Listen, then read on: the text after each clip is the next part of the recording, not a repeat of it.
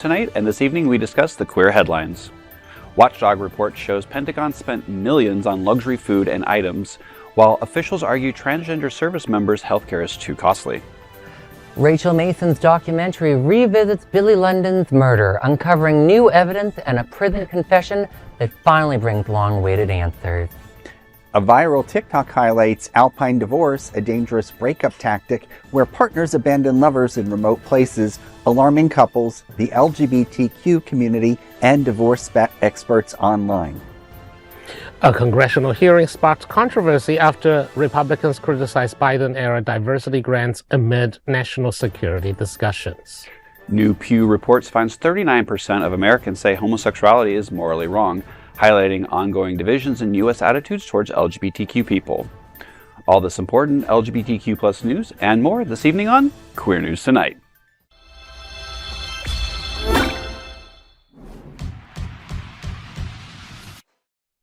Welcome to Queer News Tonight. This is the world's first and only LGBTQ daily news television show, broadcasting live and available on demand on your favorite streaming channels. Analytics company vidIQ has certified the Queer News Tonight YouTube channel as the world's most popular LGBTQ streaming news show. Our queer stories have reached over 12 million views. We are proud that Queer News Tonight has more YouTube subscribers than any other LGBTQ brand in Florida. We thank you for watching and supporting our voice in our rainbow family. There is no other news program in the LGBTQ world like Queer News Tonight. It is Thursday, March 12th, and we are live and literally out of the closet and into the headlines. So many of your important stories we will tell this evening on Queer News Tonight.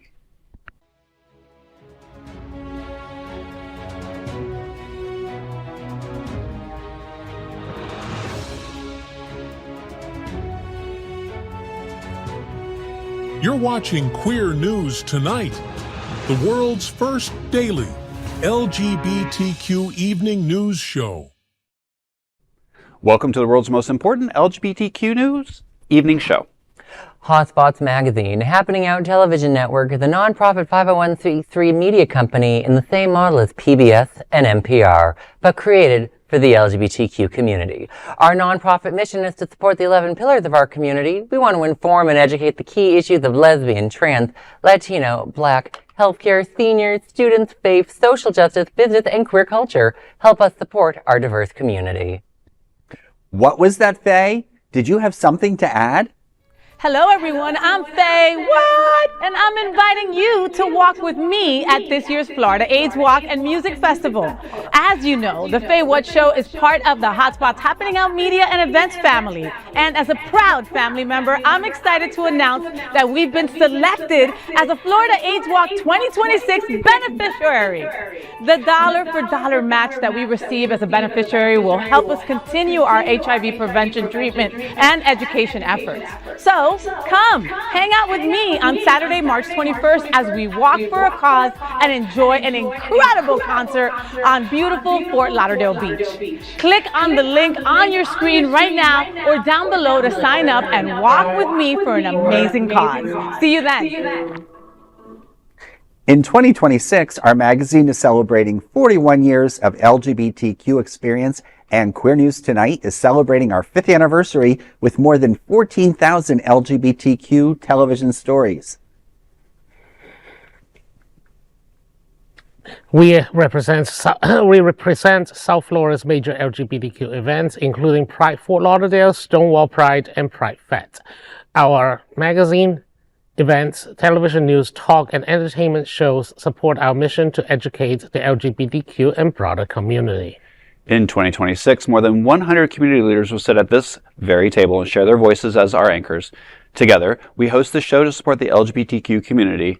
Let's meet this evening's anchors at Queer News Tonight. Let's welcome anchor Alex Morash. Let's welcome anchor Alex Morash. Did I say that again? Alex has served as editor-in-chief of Options Magazine, media director of the National LGBTQ Task Force, and press secretary of the Florida Democratic Party. Welcome to the show, Alex. Thank you for having me back, Rex. It's wonderful to be here as usual. Now let's welcome anchor Larry Farver. Larry has over 20 years of experience in human resources, acting, film, radio, TV, live events, parade float design, production, and casting. He is also a board member of the West Side Association. Larry, a special Trans On Film Festival sneak peek will be held in Fort Lauderdale on March 27th. Tell me, what's happening out? Absolutely, Rex. A special Trans On Film Festival sneak peek will take place on Friday, March 27th from 6:30 to 8:30 p.m. at the Stonewall National Museum Archives and Library in Fort Lauderdale. Presented by Marriott's Mary Productions, the evening will preview a new international film festival dedicated to amplifying transgender filmmakers and storytellers worldwide. Hosted by the one and only Dana Davis and actress advocate Candace Kane, the event introduces the festival's vision ahead of its official launch in 2027. Guests will hear from community voices, including guest speakers Francesca D'Amore and Raji Naran Singh, while learning how filmmakers and supporters can get involved. Organizers say the initiative aims to expand representation and celebrate authentic trans storytelling through global collaboration and artistic expression. More information is available at marriottsmaryproductions.com//events. Well, I'm excited to be one of the producers behind the scenes and setting this up. Robert Keston will also be there on hand to speak. And I think it's time that we continue to move full force, certainly as the LGBT community, but in this case, focusing on the trans creative community and, fighting the right with our talent, artistic expression, and mobilizing together. So we're excited about this. We're also excited about the bigger picture and working towards 2027 and having a big event as well. So I hope that people can come out. Well, that is the night of my birthday, so I hope Miss Danica, you're listening, and you come be my date, and we'll party out in the audience. Now, is there tickets and for the event? Actually, we are letting people just come. It's a free event. There will be libations, and also some light refreshments. And we'll have a trilogy of 3 features that we hope that everyone will enjoy. And I can't say any more than that. Look, you had me at free. For those that don't know, besides yourself, 2 of the people, there are multiple Queer News Tonight anchors that are doing this. Raji and Dan, it's great to see them both being invited to this. I'm so happy to see something at the Stonewall doing queer and trans visibility like this. It just sounds like an amazing event, Larry. Would the mannequin be there? That's my date. There you go. That's Miss Daniken. That's to be seen. Well, Queer News Tonight looks forward to seeing you at the Trans On Film Festival sneak peek on March 27th. Let's welcome anchor Dr. Bobby Huen. A world traveler and well-versed in global affairs, Bobby provides an international perspective on current events. A PhD in conflict resolution, Bobby is a certified civil and family mediator and the founder of BH Conflict Resolution Services. Welcome to the show, Bobby. Hi, Rex. Hi, everyone. We've missed you. I haven't been on a show with you in forever, girl. Get your popcorn, boys and girls. I am happy to be here, and we are going to discuss a topic that will be very interesting tonight. Ooh. And of course, let's welcome tonight's lead anchor, Rex Rogosch. Rex is a visionary designer with over 30 years of experience in product design, interior design, and architecture. He performs in the drag community as International Lords and is the current reigning Mr. Scandals 2026. Ooh. Rex is the president and co-founder of Laterra, a 501c3 organization dedicated to advancing mental health awareness through inclusive, community-driven events. Rex, Laterra, Florida brings the Come As You Are prom to Wilton Manors on May 2nd. Tell me, what's happening out? Ooh, well, Wilton Manors is about to get a little more glamorous and maybe just a little bit mischievous. Laterra is bringing back the 3rd annual Come As You Are prom, and this year's theme is the Speakeasy Era. On May 2nd, 2026, we are turning a certain mysterious location in Wilton Manors into a roaring 1920s speakeasy for one unforgettable night. Think jazz, dancing, vintage glamour, and a room full of people celebrating exactly who they are, all while supporting mental health initiatives here in South Florida. The evening begins with a VIP speakeasy hour from 7 to 8 p.m., followed by the full prom experience from 8 to 11 p.m., featuring live crooner entertainment, dancing, and the crowning of our community-voted prom king and queen. And because every good speakeasy keeps a little mystery, the location reveals itself once you secure your ticket. but I'll give you a small hint. Look for the big gray box. Lantera is a South Florida nonprofit dedicated to raising funds and awareness for mental health initiatives through the community events like this. Proceeds from the evening support the Lantera Mental Health Fund, our pilot program focused on expanding access to mental health resources in our community. So if you've ever wanted to relive prom or maybe experience the prom you should have had in the first place, this is your night. Tickets and information are available now at givebutter.com/comeasyouareprom 2026. And remember, at Lantera's prom, the rule is simple: come as you are. And I can't wait. This is, as it says, our third year. And, it's really about coming together as a community. We obviously are raising money to support our mental health fund, which is a way to do one-on-one giving. So the idea is if somebody is in mental health services and no longer can afford it, their provider will be able to come to us and get a grant. And so that person can stay in their mental health services. And that is kind of the pilot program that we're starting this year. So all the funds that we raise at this event will be going straight into that fund so we can actually launch it. That's marvelous. Yeah. That is so wonderful, Rex. Too often I say that someone who's worked in the nonprofit world my whole life, the nonprofits say they do stuff, and we talk to people, we advocate, we educate the public. Very few actually do direct assistance to people, and I just always kudos. And for those that Rex's proms are epic. Go get a ticket, get 10 tickets, bring your friends, bring your sister, bring your dog. I don't know if dogs are allowed, but whatever. Just buy the tickets, kids, and put extra money, do an extra, there a donate button afterwards? There is. So, okay, good. Yes, on the website, the tickets for general admission are $50 and the VIP is $100. And with the VIP ticket, you do get all you can drink bar all evening long, plus the extra hour. But yes, if you can't attend and you still want to help Lantera, use the same link and there is a donate button and you can donate. And it will go straight into our fund. Hit both buttons, people. You got the money. I know you queers have plenty of money. And Queer News Tonight looks forward to seeing you at the Come As You Are prom on May 2nd. I'm Rex Rogosch, and let's queer up the USA view. The Pentagon spent more on Lobster in a month than on transgender troop healthcare all year. A new watchdog analysis is raising questions about U.S. military spending priorities. According to a report from the government accountability group Open the Books, the Pentagon spent $93.4 billion on grants and contracts in September 2025 alone, the largest single-month spending total ever recorded by a federal agency. The surge happened under Defense Secretary Pete Hegseth during the final month of the fiscal year, when agencies often rush to use remaining funds under the long-criticized use it or lose it budgeting practice. The report highlights several unusual purchases, including $6.9 million spent on lobster, $2 million on Alaskan king crab, and $15.1 million on ribeye steak in a single month. Other spending includes 272 donut orders totaling $139,224 and $124,000 for ice cream machines. The Pentagon also spent $225.6 million on furniture and $1.8 million on musical instruments, including a $98,329 Steinway grand piano for the Air Force Chief of Staff's residence. Critics note that spending comes as Trump's administration argues in court that medical care for transgender service members is too costly. Pentagon data shows that transgender healthcare costs about $5.2 million per year, a tiny fraction of the military's more than $1 trillion annual budget, and certainly way less than that was spent on lobsters. Where do I start? I would like to actually see the books and see the numbers. It's one thing to report it. And it's, I hate to say this, but, so much of what I see in the news, I believe about half of it.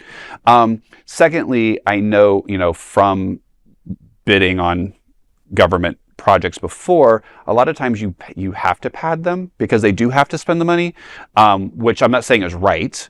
I would question why a grand piano costs $98,000. I also question why it's going to the person's house and not in the Pentagon itself. Okay. And that's the bigger question: is why is it going to someone's house? And the thing is, these are extraneous.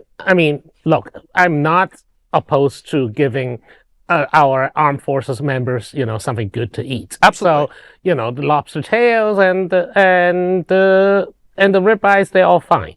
The question I do have is $200 something million in furniture. This has nothing to do with furniture or Lobster or Grand. This is about trying to stop giving trans people health care. Now, I just want to put some perspective on the $5.2 million figure. Remember, a U.S. interceptor missile to stop a drone coming from Iran costs $1 to $2 million.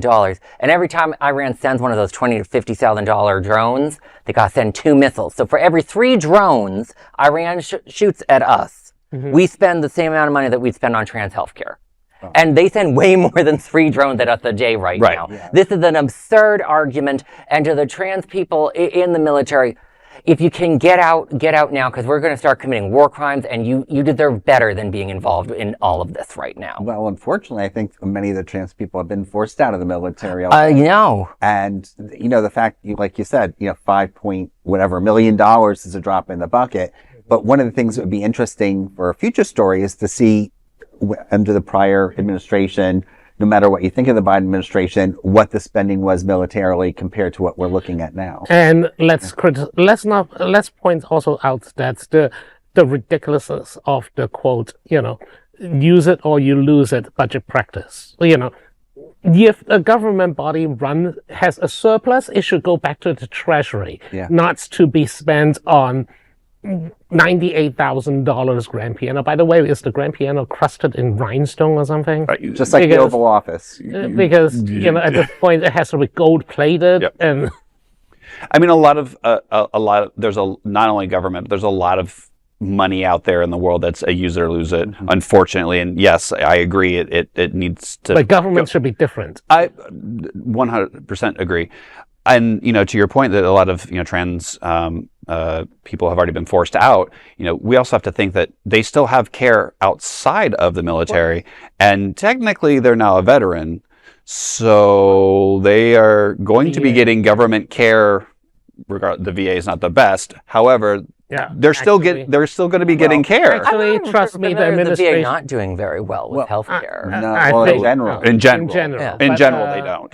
But also, I'm pretty sure the Trump administration have been trying to restrict trans healthcare in the VA system. And that's where the hypocrisy is, because in prior stories on this show, we've talked about gender affirming care and the hypocrisy that will continue for federal employees who are heterosexual. Correct. And not for our trans family members in our community. Anytime you take a hormone replacement therapy, no matter if you're cisgender or trans, that's gender affirming. And there's a certain side of the political spectrum who loves their testosterone therapy, or the hormones they inject in their bodies. And, I'm not going to say which side, but those are all gender affirmative therapy. Regardless, veterans, especially now that we're getting into yet another unnecessary war of aggression, of course they deserve the best care. Exactly. I remember people that went to Iraq and Afghanistan, because I'm of that age group. I know I don't look at kids, but I am. We're we were the first group to go to Iraq. They would it is a very traumatizing experience to go through those sorts of wars, and post-traumatic stress disorder is real. I have had gay friends that have gone to pride events, and we don't know where they are because they had a flashback. They thought they were back in Afghanistan. And the idea that we would deny any service member any type of medical care, especially when we've put them through such unnecessary acts of war, is appalling. And Trump and every member of Congress who's not taking this seriously shall be ashamed of themselves. Fix it, people. You can do better. I'm Alex Morash, and let's queer up the USA View. Documentary solves the 1990 murder of gay porn star with killer's confession on camera. A new true crime documentary is drawing major attention after helping to solve the decades-old murder of a gay porn star. My Brother's Killer, directed by Rachel Mason, revisits the 1990 killing of performer Billy London, a case once dubbed the Gay Black Dahlia. The project began while Mason was making the documentary Circus of Books. An old article about a murder in London led her to work with cold case detectives and amateur sleuths to investigate the unsolved crime within Los Angeles' gay adult film scene. Mason said her interest grew from realizing how historically significant the industry was. She shared, quote, "Before the 1980s, you didn't see gay lives represented on television. Porn was one of the only places where those lives existed visually. So I started thinking, there must be incredible stories buried in that world. Billy's story turned out to be one of them, end quote. Archival footage from early 90s gay adult industry events helped investigators identify a suspect. The filmmaker eventually interviewed the suspected killer, Darylyn Maiden, in prison, where Maiden confessed on camera. Mason said the film ultimately aimed to give closure to London's loved ones. Quote, Billy's family never had real closure. After seeing the film, they told me they finally felt they had answers, end quote. My Brother's Killer is currently premiering at the South by Southwest. Well, this is such a heartwarming and tragic story. One, like, for anyone who hasn't seen the Circus of Books, awesome gay documentary. That is hilariously fun to watch. But this particular story is tragic. It's interesting both to think about, like, yes, actually, when you were thinking about it, the gay adult industry was the first visual place for our people. And, like, and part of me is like, that's great in some ways. Like, good for us. But at the same time, like, it's interesting how they were able to find it through the videos. But also, like, talk about a villain of all villains. Not only are they a person who's killed queer people, the reason why their eyebrows look so distorted is because they used to have white supremacist tattoo phrases on their eyebrows because they're connected to white supremacist groups. I'm like, my God, like, you make a worse villain out of someone. Goodness. Absolutely. And I mean, I'm glad that they gave, they got closure, cold case got solved is always, something to be, praised. But I do want to, before anybody jumps in the comments and anybody that goes keyboard warrior on us, yes, the person that you saw in orange is a transgender female, and I just want, we've had this conversation before. Not all transgender people are criminals, but there can be transgender criminals. So before anybody hops on that, and let's look at the fact that this person who committed the crime, one, openly admitted to it, and two, is a white supremacist. And she has nothing to lose, because I just quickly looked it up. She is already serving 2 life sentences and for 2 separate murders. So at this point, that's why I also did not see any mention about arrest and trial, because obviously, there's no point in actually, wasting state resources to do that. And she's serving, I believe, in Oklahoma. So good luck to her. Yeah. Well, Rex, you do make a good point. There are trans murderers and trans white supremacists and gay murderers and gay white supremacists. Yep. Rumor has it there's way more straight cis murderers and white supremacists, just so that we're all aware for those keeping score. Absolutely. I know what you're doing. I'm just being shady to the straight audience that occasionally watches. I'm Larry Farver, and let's queer up the worldview. Alpine divorce TikTok trend raises alarms over partners abandoning lovers in remote wilderness. A troubling relationship trend known as alpine divorce is gaining attention online after going viral on TikTok, raising concerns about safety and emotional abuse. The phrase surged in popularity after TikTok user Ever After Aya posted a video on February 18th captioned, "Point of view. You go on a hike with him in the mountains, but he leaves you alone by yourself, and you realize he never liked you to begin with," showing a woman crying while hiking alone. The clip has drawn more than 23 million views. The term originally comes from the short story An Alpine Divorce by Robert Barr, in which a husband plans to push his wife off a cliff in the Swiss Alps. Today, it refers to abandoning a partner in a remote location instead of formally ending a relationship. Experts say this behavior reflects conflict avoidance and emotional manipulation. Divorce attorney John Knocklinger says, quote, "They want to break up, but they're not mature enough to just be direct about it," end quote. While no data shows LGBTQ plus couples experience this more than heterosexual couples, experts warn anyone can be vulnerable to this dangerous breakup tactic. Well, it's certainly an eye-opener. It's interesting that people can sometimes find pleasure in other people's misfortunes. We're all human beings. So it's interesting to see the number of hits that have resulted. Bobby, This seems to be an area of your expertise. What do you think? Okay, so first of all, as a divorce mediator, as a certified family mediator, this is a bad idea on so many levels. Not only are you abandoning a former loved one right out in the wilderness, and don't do that because, that you might be legally liable for any kind of what if they get hurt because you abandon them out there? Even if it's not criminally liable, they might, try to sue your pants off in court.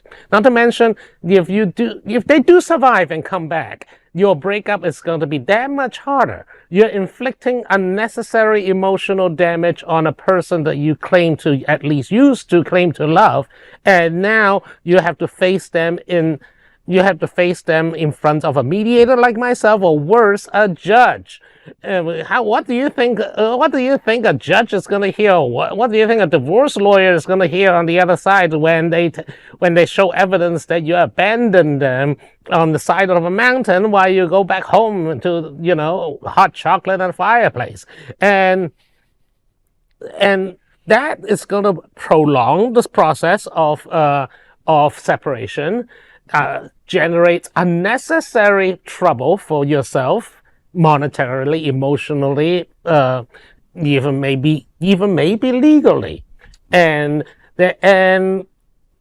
honestly, morally and ethically, that's just a crappy, shitty thing to do. It is, and also on the other hand, because it's TikTok, I'm not entirely sure if this is just like a wild publicity stunt to generate clouds or following because, oh my God, boo-hoo, young woman left alone in the woods while her heartless soon-to-be ex-boyfriend dumped her out there in the middle of nowhere. Exactly. I was considering divorcing my fifth husband by abandoning them in the woods until I met Bobby, and he helped me so much, and we mediated, and we did not abandon each other in the woods. Thank you. I will take that customer testimony on my website. But seriously, I do know people that you've helped with, and you have done such a great job with them, Bobby. And where can people find out more about your mediations? Well, they can all go to my website at bhcrs.com.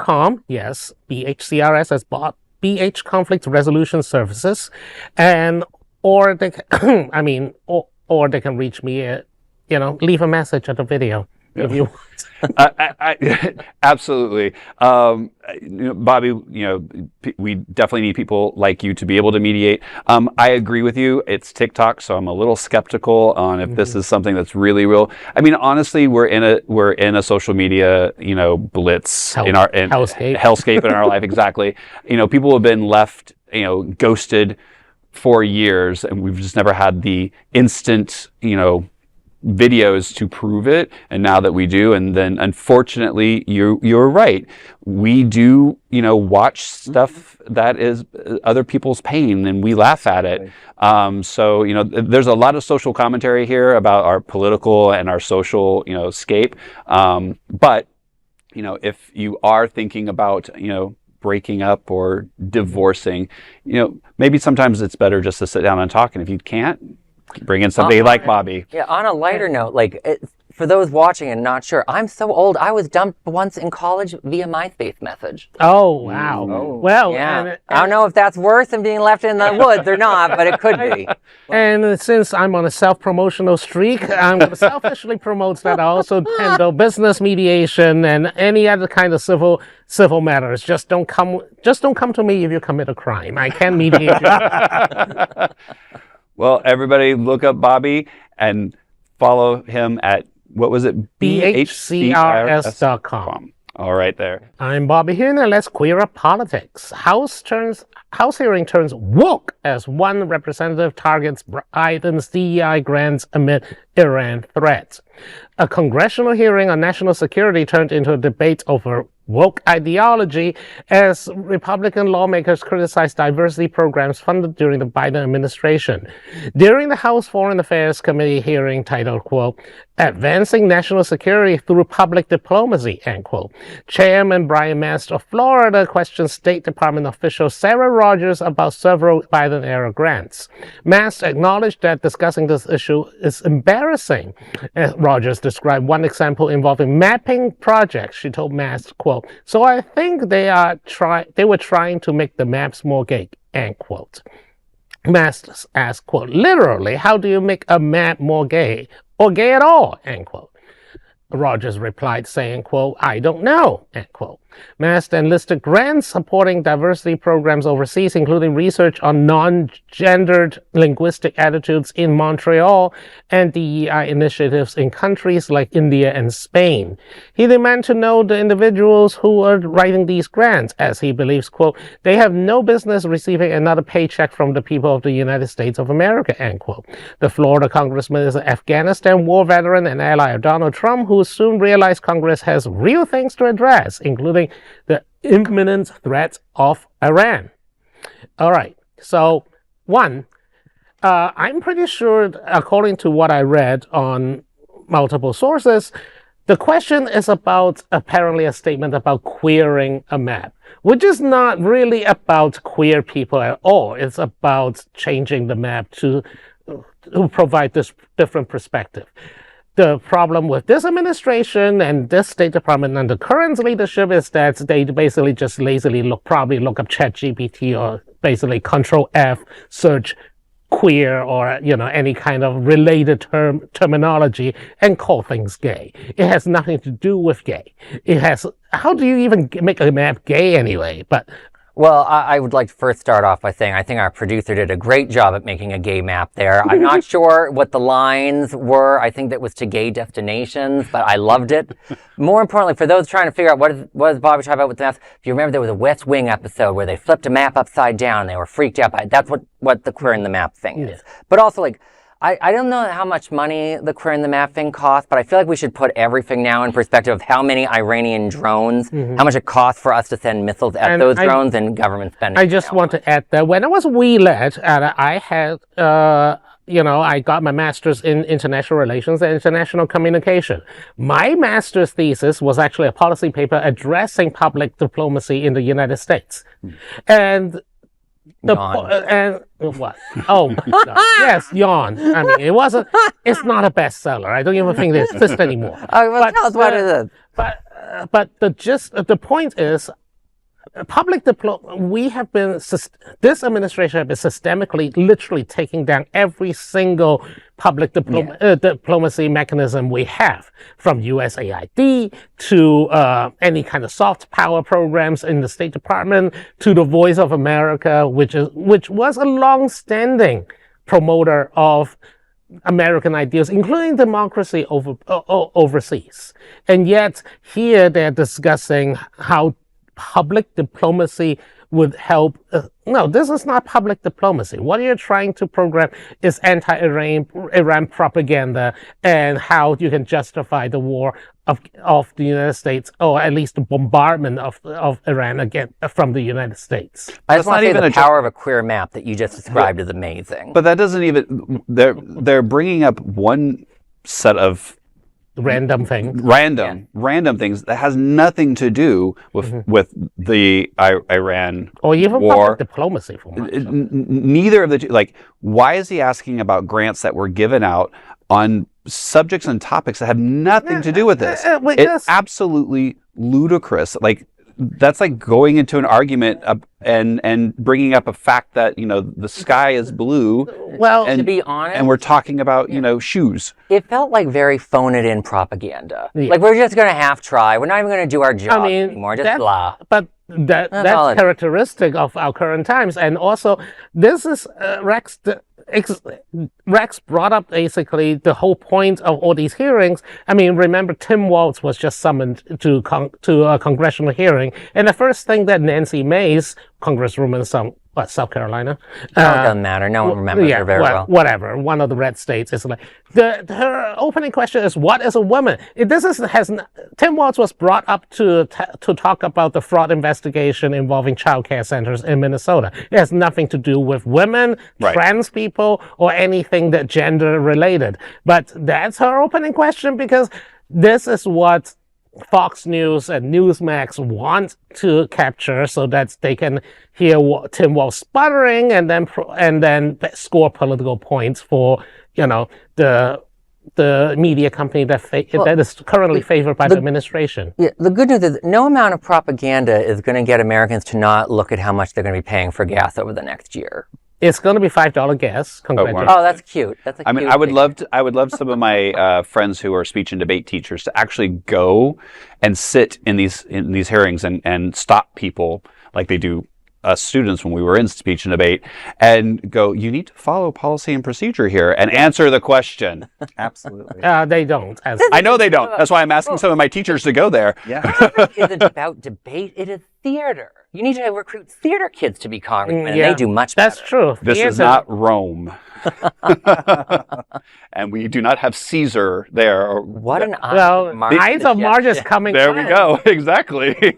Hint, hint. I'm Rex Rogosch, and let's queer up gay culture. Pew Studies finds 39% of Americans say being gay is morally wrong, far higher than in Western Europe. A new report from the Pew Research Center finds a troubling share of Americans still believe being gay is morally wrong. The 2025 survey examines attitudes in 25 countries, asking respondents whether behaviors such as abortion, drinking alcohol, and homosexuality were morally acceptable, morally unacceptable, or not a moral issue. In the United States, about 39% of respondents said homosexuality was morally wrong. That rate is significantly higher than several Western European countries. In Sweden, Germany, Spain, and the Netherlands, more than 90% of people said homosexuality is morally acceptable. Comparable levels of disapproval were reported in Israel at 47%, Hungary at 34%, and Greece at 30%. Separate polling by YouGov in February also found U.S. adults divided on whether discrimination against LGBTQ people is a serious problem. The poll showed only 23% of U.S. adults believed LGBT discrimination is a very serious problem. Others found it is a somewhat serious problem, or a minor problem, or no problem at all. The data underscores that while acceptance has grown globally, public opinion on LGBTQ issues in the United States is still deeply divided, even after a decade of marriage equality. You know, some of these polls, and I know Alex is going to go on polls because he loves polls. But exactly. You're a political science geek, so own up. So I often find that unfortunately the questions are skewed and or aren't understood. Mm-hmm. And I would say, you know, especially when it talks about the, you know, people saying that LGBTQ, what do they say? LGBTQ problems are not a problem. And I think it's because a lot of people don't know that there are still problems. I mean, I still, unfortunately, talk to my parents, and they didn't even know that I couldn't give blood still. Mm. So, like, I think there's a lot of non-information out there.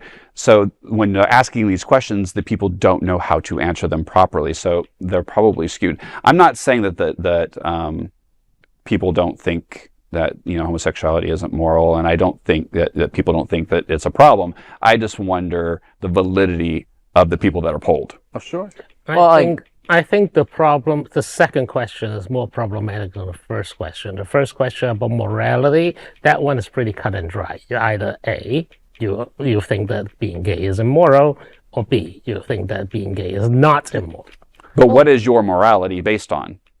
Well, that's a deeper philosophical question. But that's true. But where's your moral grounding is from speaks a lot about the current demographic of the United States, because out of all Western or advanced country, I'm not going to say Western because some of them, like Japan, they are markedly non-religious. Correct. And, you know, they are not bound by that kind of morality that comes with being religiously indoctrinated. Agreed. You live in certain states like Oklahoma and Texas, they're now incorporating, you know, Judeo-Christian moral education in public schools where they where they're not supposed to be because separation of church and state. Correct. Well, like, I'm going to say, one, the 39% of Americans think being gay is morally wrong. I'm just like, so that's insane. Let's just call it. It is insane. We got, like, but also, like, I think about, like, other countries, and I keep being told, like, you know, how we're so much better than other countries. I'm like, Cuba, of all places, they had a whole vote by the people on expanding LGBTQ rights like 10 years ago or 15. And like with 2/3, they weren't sure if they were going to win the vote. So they delayed and did more education. But like if Cuba was able to figure out winning a vote on gay rights and LGBTQ rights, we can do this. And like the LGBTQ movement, we need to do a better job at getting that number down and getting people to vote. Like we should be able to win elections as queer people in this country. If they can do it in Cuba, we can do it in America, guys. Like wake up, people. Well, and again, we don't know who was polled. So it's 39% of Americans polled, not 39% pretty of... good at doing a good random sample, though. It's not like Joe Schmo. Pew is not your fly-by-night consulting company. I still would disagree with that because, again... When how many people A, pay attention to the polls, and B, when, you know, 'cause I'm part of a lot of these little random poll things that you have to be. You never know who's doing it. You never know who's doing it. And while they might be a reputable place, again, I really think that some of these questions are skewed. And I do believe what you said is true, Bobby, about being religious. You know, you see the other countries that, you know, have, you know, homosexuality in their, you know, Israel, Hungary, Greece, highly religious countries. I don't know. Polling to me is not an exact science. I mean, like Hillary Clinton would agree with you, but like one other thing I'll say, I was taken aback by the a majority of Americans think having an affair or like sex with someone else other than your married spouse is wrong, and I'm just like, straight people are weird. I don't understand. Well, that's weird. Like, of course, it's like it's a handshake. People just making friends. But they can't. But they keep electing Ken Paxton, you know, who is notorious for having many affairs. Texas Attorney General. I thought the current incumbent of the White House has had an affair or two. Well, or 6 or 10 or 12. But that's why I question, what is your morality? Yes. Yes. What is your morality? Because we're seeing that with our current administration. We have somebody in there who's been indicted on sexual offense and a bazillion other things, but yet he's still the president. In the files. He's still the president. Yeah. LGBTQ 1 Minute News. Let's queer up gay culture. New Hotspots magazine issue highlights Florida AIDS Walk 2026. Our Hotspots happening at LGBTQ lifestyle magazine Hotspots is back with a feature on the 2026 Florida AIDS Walk and Music Festival set for Saturday, March 21st at South Beach Park on Fort Lauderdale Beach. The celebration, 20 years of impact with a 5K walk, live music, and headliner Queen Latifah while raising funds for local HIV and AIDS service organizations. This feature story and many more are included in your free copy of the issue of Hotspots magazine on stands today. I just got mine. Yay. Yeah, no, I mean, this is important. The AIDS Walk, happens every year. And, especially now with all the funding that's being cut and all the people who are no longer going to be receiving health care, especially here in Florida as of today, basically. This is a very important event. $5, $10 raised. Even if you just show out and show support, you can really, change some lives. It's great that Hotspots is doing this. I am just kind of in shock. This is the first time I've ever seen a Hotspots cover that doesn't have a hot naked man on it. Faye might be the first woman ever to be on the cover. Like, whoa, but also like, you've got Faye and you got Queen Latifah. I am like overwhelmed with cool lesbians in this thing right now. This is amazing. Oh, yeah. Has she finally come out yet?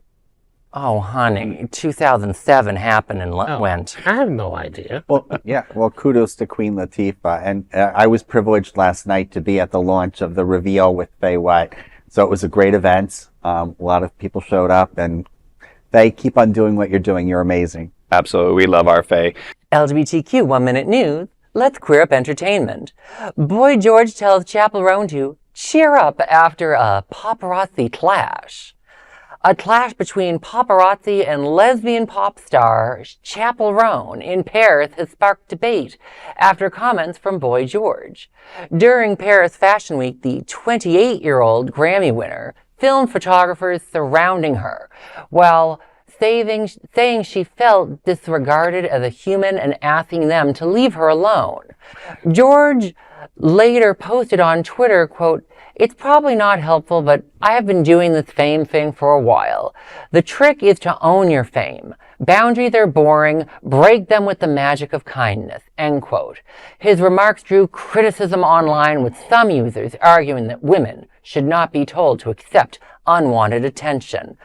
You know, this is one of those stories where it's nice to hear spoiled rich people talking. You know, I really have no interest in any of that. I mean, if a paparazzi person physically assaulted her, that's different. That's a whole different level.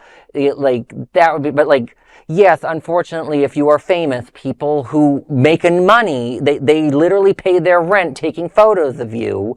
And good for you for taking photos of them right back. I think that's awesome. But at the same time, I don't see the story here. Boy George was trying to tell you a way to diffuse the situation, and everyone's getting upset with him. It's called what's it called? De-escalation. He's trying to explain a nice way to de-escalate. Well, and maybe trying to mentor her as someone who's been around for over 40 years in the entertainment industry. The tweet, Shade. The tweet is also much longer, and he points out that he has been famous for a long time. He used to fight the paparazzi, but the point is, lean into it, but not give into it. It's the whole idea that, you have photographers surrounding you taking your pictures. That's unfortunately part of being a modern celebrity, has been part of being a modern celebrity for the last, gazillion years. Yeah, ever since photographers. Do you know what really messes with some of them? When the paparazzi stop showing up.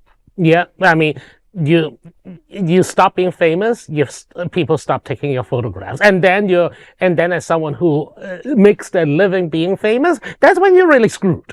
Well, Rex, what are your thoughts on this? I mean, I actually agree with everybody. I mean, unfortunately, we put a lot of pressure on our stars, both in entertainment and anybody who's on screen for any reason, and we don't respect people's boundaries, but I don't think what Boy George was saying was anything wrong. And I think, again, keyboard warriors decided that they wanted to make it a woman's issue, and I don't think it is. I mean, it is a young person who is now dealing with fame all of a sudden, and she has to figure out what she's comfortable with and set her boundaries. And if somebody who's been in the industry for longer than she's been alive says, "Hey, this is what I've done," maybe she should just, take it to heart and go, "Thank you." Yeah. And the rest of you keyboard warriors, leave them alone. I mean, and plus, Chappell is not she's not Hudson Williams, who just become famous because of Heated Rivalry. She has been around for a couple of years now. She has been performing for a while. This should not be news to her. 1 minute news, let's queer up entertainment. Kathryn Hahn cast as Mother Gothel in Disney's live-action Tangled, sparking buzz among queer fans. Disney has officially cast Kathryn Hahn as Mother Gothel in the live-action remake of Tangled, drawing enthusiastic reactions from queer fans online. The 52-year-old star of WandaVision hinted at the role by adding, quote, "Mother knows best," end quote, to her Instagram bio before Walt Disney Studios confirmed the news in a video of Kathryn Hahn showing off her t-shirt with Mother Gothel on it. Fans on social media are praising the casting as perfect. Tegan Croft will play Rapunzel and Milo Manheim will portray Flynn Rider. No release date has been announced. Well, just doing a little research, I think it's exciting seeing sort of a backstory to looking at this woman that she's portraying, kidnapping an infant Rapunzel for the magical properties of her hair. So I want to go see it. I haven't seen a Disney movie in a while. And I loved Tangled, the original. Oh, yeah? Yeah. I don't know about this trend of Walt Disney trying to hold on to every copyright claim they do by rehashing the movie every several years or so, or decade or so, just by putting it, that was Pixar style animation, now it's live action. There's really no reason to do that over and over again ad nauseum. I love Kathryn Hahn. She and Agatha all along, which is absolutely amazing. Queerest thing I've ever seen. But bear in mind, those are Marvel. That being said, there is a disturbing issue of like Disney's live action adaptations from Beauty and the Beast to Snow White have been a disaster. So I'm not exactly sure if this is going to be good, but Kathryn Hahn, like, how about this? Then every like 2-3 times a year, I pay for an entire month of Disney Plus. You never do more than 1 month at a time. They don't put enough stuff up there. And if it's on next time I occasionally do Disney Plus, I'll watch it, sure. Will it be good? I don't know. Well, and probably a lot of it's marketing. You have the current actors and actresses who are relevant to the demographics that are going to check out the movie. I mean, I know that sounds like one of those crazy people who are like, oh, you ruined the thing because you made a new thing out of the old thing. You know, a lot of old Star Wars crazy people, crazy Star Wars fans is how dare you make sequels or new series. But at some point, can we make something new, please? Well, we've already said that in art, there's nothing always new, but we also have to remember, just as a segue, the people who are going to watch this live action probably never saw the animated version, so it's an entirely new demographic. It's an entirely new audience, and let them enjoy the movie. And if you want to see it, see it. If you don't, don't. I just want to make a final comment. That's why you need to go to the event I talked about early, Marriott's Merry Productions, with authentic, first-time stories you've never heard anywhere before by Dana Davis and Candace Kane of Marriott's Merry Productions. I know that's a shameless plug. LGBTQ 1 Minute News. Let's queer up gay culture. Michael Cimino sings Shirtless at WeHo Club, praises LGBTQ fans. Actor Michael Cimino is turning up the heat for fans after a bold performance at Beach's Tropicana WeHo. Known for roles in Love, Victor, and Motorhead, Cimino has built a strong LGBTQ plus fan base and continues to speak out in support of queer representation. In a recent interview with Out magazine, he said, quote, "There's a lot of great stories to be told, and we need to be raising our voices. It's the least I can do for the community. I'm so supported by them, and the LGBTQ plus really uplifts me, so it's the least I can do," end quote. At the West Hollywood Club, Cimino sang live shirtless, playfully stripped down and tucking dollar bills into his pants as the crowds cheered. Well, for one thing, good for him. And but on the other hand, it would be nice if we have, more actual queer people doing the representing too. Being an ally is great. I applaud him, but Love, Victor is a distinctively queer story with major queer storylines and queer couple acting.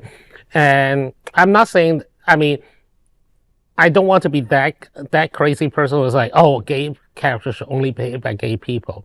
And I do wish that if you're going, when you are trying to get LGBTQ plus fandom and by extension their money, I hope that they do better than just saying that they're an ally. Well, wasn't the Victor in Love, Victor an openly gay young man? I don't know. I thought it's the TV show version. Mm-hmm. Yeah, it's the boy who then played Wiccan on Agatha all along. I think he's the Mo. But can I just say, we were talking about how this man built a fan base. Well, kids, he built something else from twink to man. My goodness, did you see that Shirtless man? Ooh. Well, ooh. And just doing some research, it's interesting. There's more than one Michael Cimino celebrity out there. So this younger one is refreshing, and I hear your point. But one of the things I saw, in looking him up just to get more familiar, and I'll have to check him out some more and see his work, is that he's open to playing future roles. And I think, again, we have to be so careful. It's a tight line or tight rope or gray area that we walk, that we don't cut off our allies.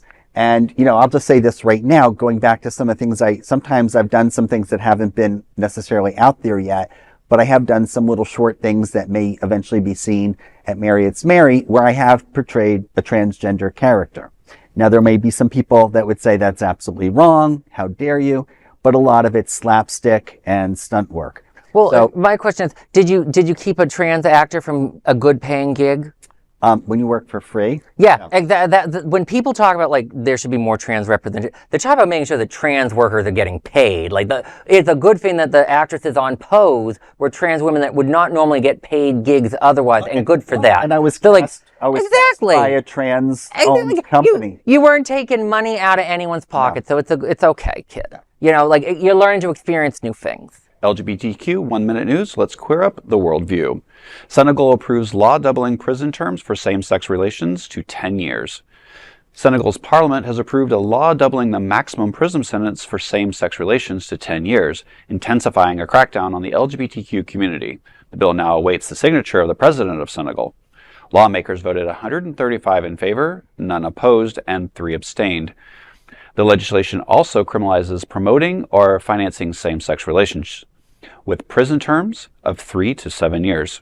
Media reports say dozens of men have been arrested since February under existing anti-LGBTQ laws. During the debate, one lawmaker declared, quote, "Homosexuals will no longer breathe in this country. Homosexuals will no longer have freedom of expression in this country," end quote. I mean, that statement alone doesn't sound like prison sentence. It sounds like eradication to me. I mean, unfortunately, we know that there are countries out there that still criminalize homosexuality. What is really scary is that they are now extending that. So if you are sympathetic or help or support or even give them a pastry, you can be criminalized now too. Yeah, and I love the irony that a lot of these advocates, a lot of these anti-LGBTQ advocates who are heavily influenced by American evangelical, they export this stuff. I mean, Scott Lively and Mass Resistance are notorious of going out to Uganda for the Kill the Gays bill and it's basically supporting death penalty for LGBTQ people.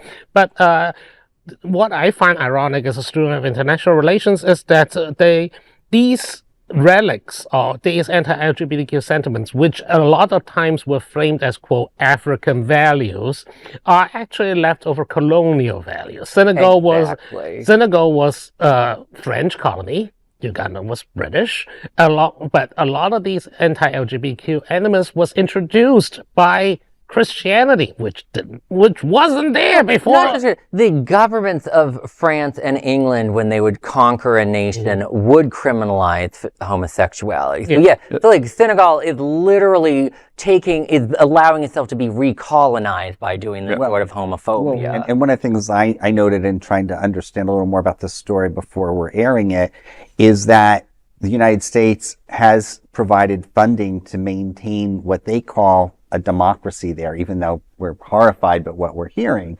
But the fact that we're providing money, and it may have something to do with our current administration, to a country that is looking to eradicate or create a genocide of people who are gay. No. Well, let's also talk about this for a second. That's not unusual. I mean, even in the United States, as late as 2004, during the